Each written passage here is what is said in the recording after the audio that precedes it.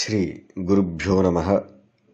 శ్రీ పరాభవనామ సంవత్సర రాశి ఫలితాలను తెలుసుకోబోతున్నాము.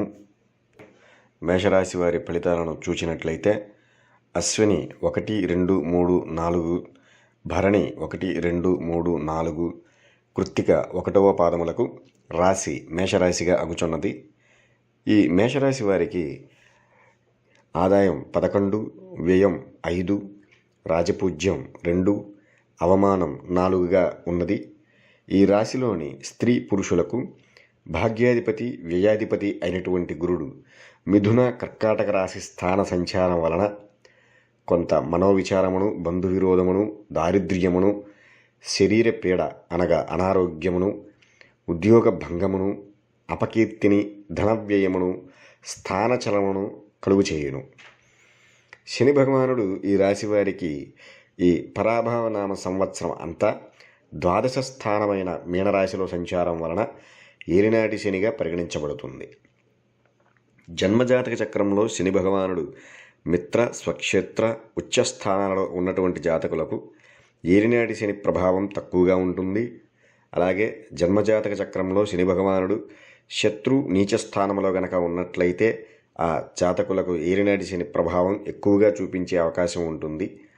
మొత్తం మీద శని భగవానుడు ద్వాదశ స్థాన సంచారం వలన మేషరాశి వారికి అపకీర్తిని, మనస్తాపమును, సేవకావృత్తి వలన జీవనమును, భోజన సౌఖ్యము లేకపోవుట, దారిద్ర్యమును, నిత్యము కలహములను, అనారోగ్యము వంటి అశుభ ఫలితములను కలుగజేయును.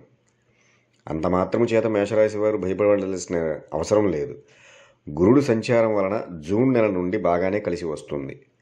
ప్రతి శనివారము, మంగళవారము రోజున ఆంజనేయ స్వామిని ఆరాధించడం వలన శని భగవానుని తీవ్రతను తగ్గించుకొనవచ్చును. అలాగే రాహువు ఈ సంవత్సరం అనగా పరాభవనామ సంవత్సరం అంతా శుభ ఫలితాలను కలుగజేస్తాడు. వ్యవసాయంలో మంచి పంట దిగుబడినిస్తుంది. పాడి పశువుల నుండి మంచి లాభాలు పొందుతారు. వివాహం కాని వారికి వివాహం జరుగుతుంది. అలాగే ఉద్యోగులు ప్రస్తుతం చేస్తున్నటువంటి ఉద్యోగాలు చేసుకోవడం చాలా ఉత్తమం. కొత్త ఉద్యోగం, ప్రమోషన్స్ కోసం ఎదురుచూసేవారికి నిరాశ మిగిలే అవకాశం కలదు. దూర ప్రాంతాలకు బదిలీ అయ్యే అవకాశాలున్నాయి. అధికారులతో ఒత్తిడి పెరుగుతుంది. ఓర్పు సహనంతో ముందుకు సాగవలసి ఉంటుంది. వ్యాపారస్తులకు అనుకున్న లాభాలు రావడం కష్టతరమవుతుంది. నూతన పెట్టుబడులకు ఇది మంచి సమయం కాదనే చెప్పాలి. గృహ నిర్మాణ సంస్థ వారికి బాగానే కలిసి వస్తుంది. ఈ సంవత్సరం మిగతా వ్యాపారాలకు అంత అనుకూలంగా లేదని చెప్పవచ్చు. ఇక విద్యార్థులకు గురుబలం బాగుండటం వలన మంచి మార్కులతో ఉత్తీర్ణులవుతారు. పోటీ పరీక్షల యందు మంచి ర్యాంకులు సాధిస్తారు. కోరుకున్న కాలేజీలలో సీటు పొందుతారు.